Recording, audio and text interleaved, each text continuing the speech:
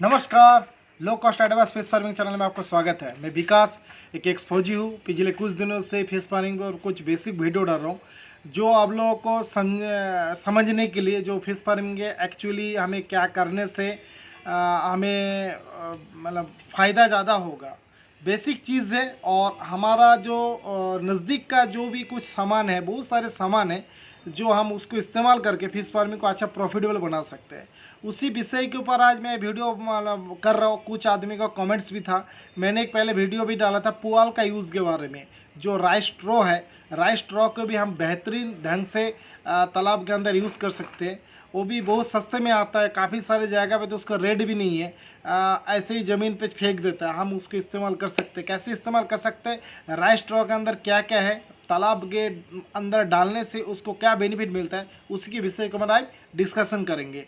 इस चीज़ को आप लोग भी इस्तेमाल करके देख सकते हो। 100% मैं श्योर हूँ आप लोग इसका पक्का बेनिफिट आपको मिलेगा, क्योंकि मैं खुद ही इस्तेमाल करता हूँ। मैं छोटा मोटा पौंड में भी नहीं, मेरा एक भी 20-22 एकड़ का पौंड है, मैं उसमें भी इस्तेमाल करता हूँ। काफ़ी सारे और भी पौंड है, उसमें भी इस्तेमाल करता हूँ, क्योंकि ये एक ऑर्गेनिक मैटर का मुझे जो कमी है तालाब के अंदर उसको भी पूरा करता है और फिश फीड को भी काफ़ी हद तक ये कम कर देता है। कैसे करके मैं समझाता हूँ। राइस स्ट्रॉ एक ऑर्गेनिक मैटर है। हम जैसे उसको तालाब में डालते हैं, राइस स्ट्रॉ को हम नॉर्मली कच्चा भी राइस स्ट्रॉ अगर मिल जाए, धान जो बोलते हैं हम लोग बंगाल में धान बोलते हैं, जो धान को हम अगर उसमें भी जो उसका जो पौधा है उसको हम तालाब में डालते हैं तब भी काम करता है। अगर हम जब उसको धान निकल जब पक जाने के बाद उसको धान निकल लेता है, जब वो स्ट्रॉ बचा रहता है जो ब्राउनिश कलर का होता है, ब्राउनिश कलर का, वो हम काट के ऐसे फेंक देते हैं।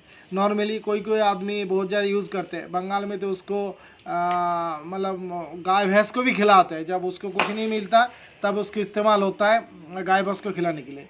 वो उसमें काफ़ी सारे न्यूट्रिएंट्स भी है। मतलब एक्चुअली जो राइस स्ट्रॉ है वो तो एक्चुअली देखा जाए तो गुड प्रोबायोटिक का एक घर है। मतलब जैसे तालाब के अंदर मेरा राइस स्ट्रॉ या पुआल जो है, पुआल अगर पड़ता है तो तुरंत आप 1-2 घंटे के अंदर आपको देखना कभी भी उसके अंदर एक पेरीफाइटन, बहुत ही मछली का पसंदीदा एक खाना पेरीफाइटन, उसके चारों साइड में बहुत मात्रा में रार्ज क्वांटिटी में क्रिएट होता है।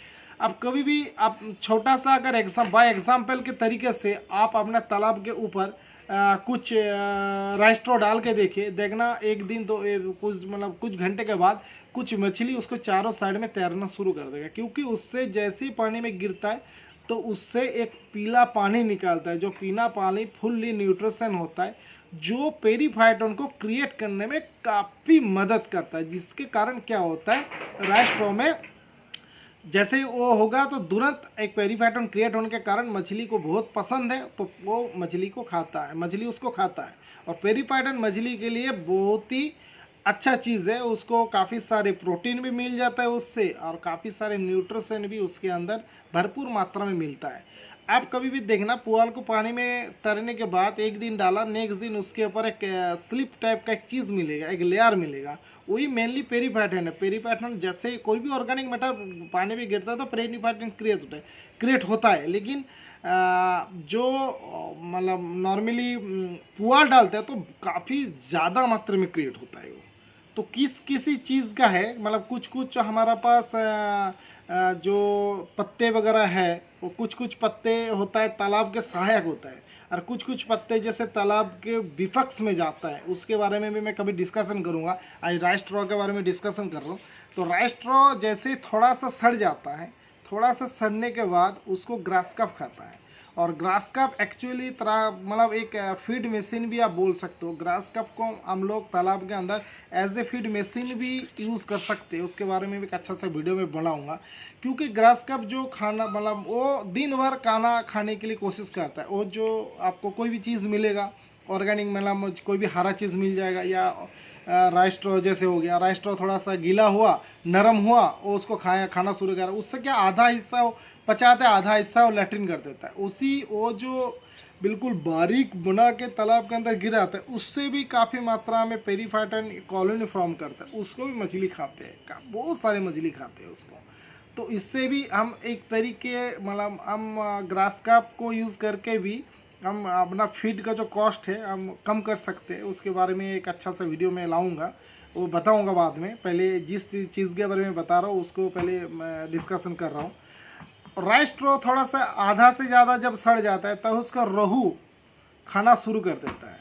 वो जब लगभग पूरा सड़ के नीचे स्टेबल हो जाते हैं, नीचे जब गिर जाता है, तब कतला, मृगल, कालबोस या कार्पियो मतलब जो कॉमन कार्प है वो मछली उसको खाता है। उसके बाद जैसे वो नीचे स्टेबल करेगा उसके अंदर बेंथोस टाइप का, जैसे केचुआ टाइप का बहुत सारे टाइप का कीड़े उसके अंदर क्रिएट होता है। जो नीचे वाला मछली, जो नीचे रहने वाला जो मछली है उनके लिए बेहतरीन खाने का सोर्स है। तो राइस स्ट्रो को हम एज ए फीड के मतलब एज ए फीड, मतलब फीड एक्चुअली वो फीड नहीं है बट वो फीड के हिसाब से भी यूज़ होता है। इससे क्या होता है, हम जो फीड हम डालते हैं वो फीड के क्वांटिटी भी हम कम करने से भी, क्योंकि वो आप राइस स्ट्रो डालोगे तो ऑटोमेटिकली फीड जो पहले मान लो एक तालाब 100 किलो हम खाना देना पड़ता था, आप कभी देख लेना राइस स्ट्रो यूज़ करोगे तो उसका खाना आपको लगभग काफ़ी कम हो जाएगा।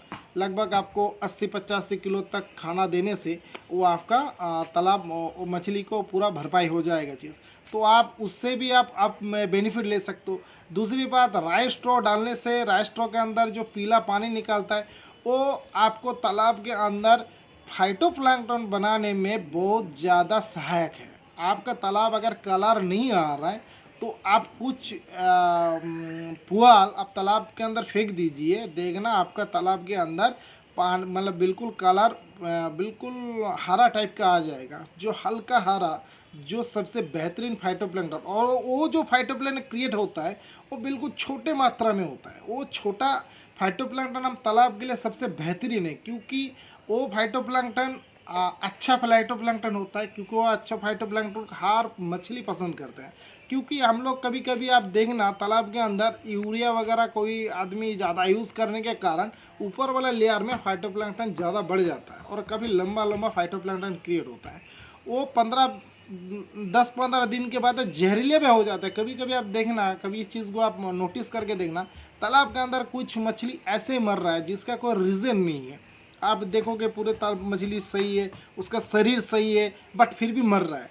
वो क्या होता है, कभी कभी फाइटोप्लैंक्टन जहर बन जाता है। वो बड़े फाइटोप्लैंक्टन होता है, वो मरने वो थोड़ा जहरीला टाइप का हो जाता है, उसको भी खा के मर जाता है, या वो आपका गिल में अटक जाता है तो तब भी ये प्रॉब्लम क्रिएट होता है।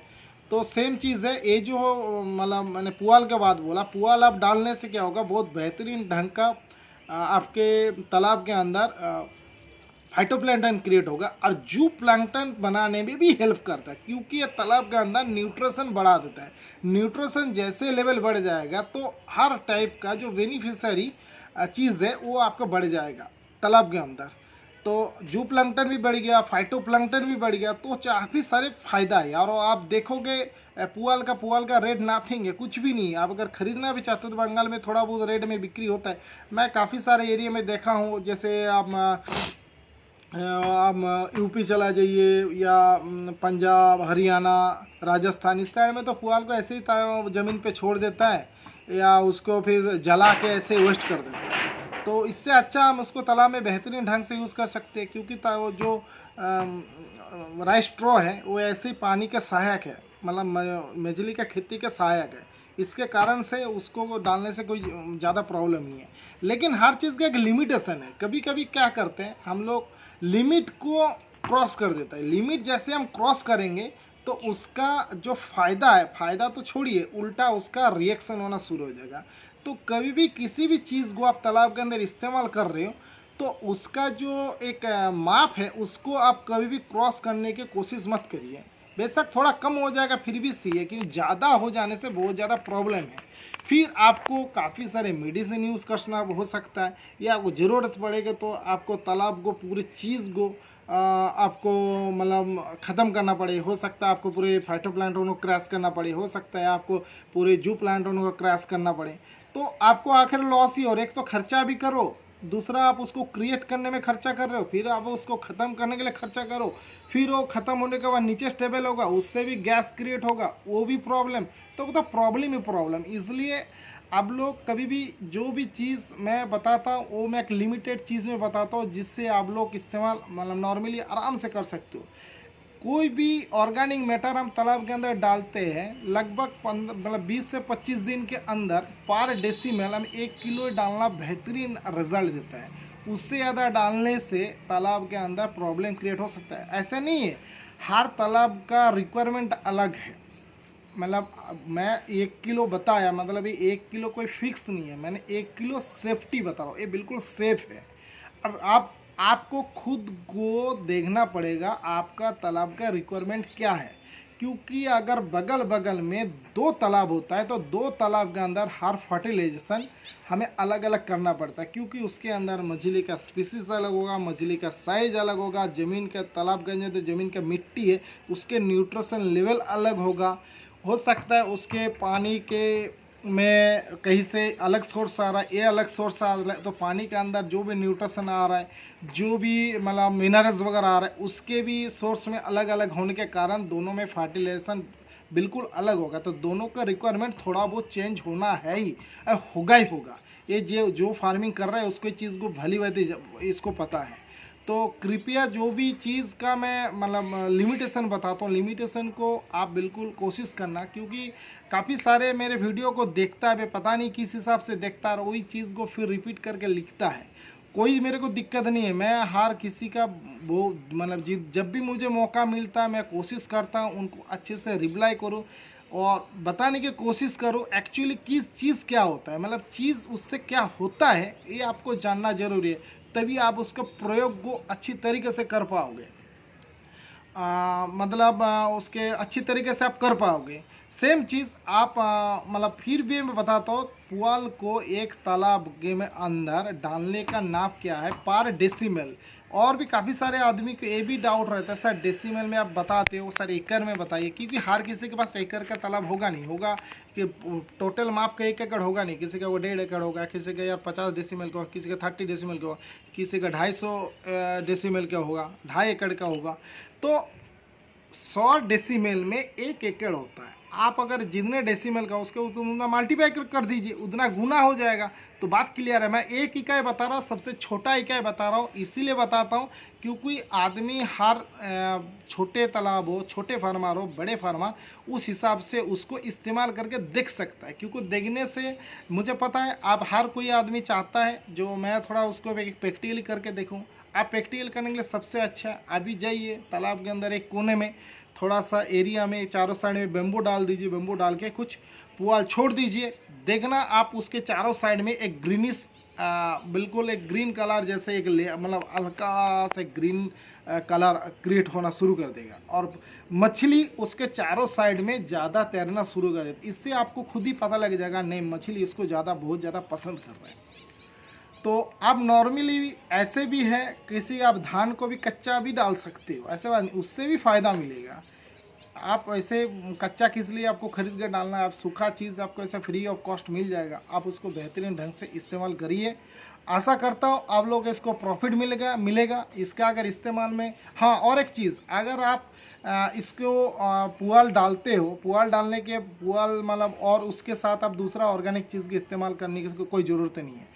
पुआल आपका तालाब के अंदर पुआल डालने से पहले आपके तालाब के अंदर चूना लाइमिंग करना बहुत ज़रूरी है। लाइमिंग का मैंने वीडियो 2 डाला था। लाइमिंग का है पार 20 से 25 दिन या 1 महीने के अंदर 200 से 250 ग्राम पर डेसिमल आप इस्तेमाल कर सकते हो, जिससे लाइमिंग जिसके तालाब में सही रहेगा उसे डीकम्पोजिंग का हार सही रहेगा। और एक डीकम्पोजर का भी मैंने इस्तेमाल किया, मैंने वीडियो बनाया था, डीकम्पोजर का भी इस्तेमाल कर सकते हो। इससे काफ़ी सारे आदमी का आपको क्वेश्चन आएगा, सर मैं पुआल डालूंगा तो कितने दिन में वो ख़त्म हो जाएगा। एक्चुअली पुआल डालने का नियम ऐसा है, पुआल जब तक आपको दिखाई दे रहा है तालाब तैरते हुए, वो थोड़ी दिन बाद वो फिर वो थोड़ा सड़ेगा, थोड़ा सड़ने के बाद ज़्यादा सड़ जाएगा, फिर नीचे चला जाएगा। आपको उससे 4-5 दिन बाद फिर पुआल डाल दीजिए। इससे लगभग आपके तालाब के अंदर चूना जो रहता है तो आपको लगभग 20 दिन के अंदर पूरे आपका मतलब 15 से 20 दिन के अंदर पुआल नीचे ऐसे स्टेबल हो जाता है। तो फिर आप 20-25 दिन के अंदर फिर आप डाल सकते हैं। इसको डालेंगे तो और दूसरे कोई ऑर्गेनिक मैटर डालने के लिए ज़रूरत नहीं है। जब हम इनऑर्गेनिक मैटर डाल के हम तालाब के अंदर फर्टिलाइजेशन करते हैं तो इससे भी आप फर्टिलाइजेशन कर सकते हो। ऑर्गेनिक मैटर आपको ऑलरेडी एक ए हो गया, तो दूसरा आपको कोई और ऑर्गेनिक मैटर डालने की ज़रूरत नहीं है। कोई कि आदमी गोबर का यूज़ करने के लिए भी डरता है, तो गोबर के इस्तेमाल अगर डर रहे हो कोई बात नहीं, आप गोबर से कोई इस्तेमाल का कोई प्रॉब्लम भी नहीं। एक गोबर मतलब एक आदमी ने मेरे को पूछा भी था, सर सैलरी और गोबर के बारे में थोड़ा एक अच्छा सा और एक वीडियो बनाइए। मैं भी उसको एक अलग से पर्टिकुलर बना दूंगा। तो आपको ज़रूरत नहीं है, आप नॉर्मली इस चीज़ को डालिए, पुआल को डालिए। और फर्टिलाइजेशन में आप इस्तेमाल चूने के मतलब यूरिया के इस्तेमाल कम करिए। हो सके आप टीएसपी या डीएपी और पोटास थोड़ा बहुत डाल के इस्तेमाल करिए, जिससे आपको अच्छा तालाब के अंदर गुड फाइटोप्लैंक्टन क्रिएट हो। गुड फाइटोप्लैंक्टन क्रिएट होगा तो मछली के लिए वो अच्छा है। और दूसरी बात, जो जू प्लैंक्टन तालाब के अंदर है, जू प्लैंक्टन भी उस गुड फाइटोप्लैंक्टन को खाने से उसको भी अच्छा हेल्दी ग्रो होगा, जो मछली को भी अच्छा सा आहार का पूर्ति करेगा। आशा करता हूँ आपको इस विषय में थोड़ा बहुत समझ में आ रहा होगा। अगर कोई इस्तेमाल कर रहे हो, उसको मतलब ज़्यादा फ़ायदा मिल रहा है, तो कृपया इसको कमेंट में लिखिए, जिससे क्या होगा दूसरे जो भी मेरे वीडियो को देख रहा है उसको भी इस चीज़ को थोड़ा और ज़्यादा विश्वास हो। मैं बोल रहा हूँ, शायद मेरे बात पे विश्वास ना हो सकता है कोई इस्तेमाल कर रहा है, उसको भी आप लोग लिखिए, जिससे और भी बेहतरीन दूसरे फार्मर को हेल्प मिले। और मेरे वीडियो को अगर अच्छा लग रहा है तो कृपया इसको लाइक और सब्सक्राइब जरूर करिएगा। धन्यवाद। जय हिंद।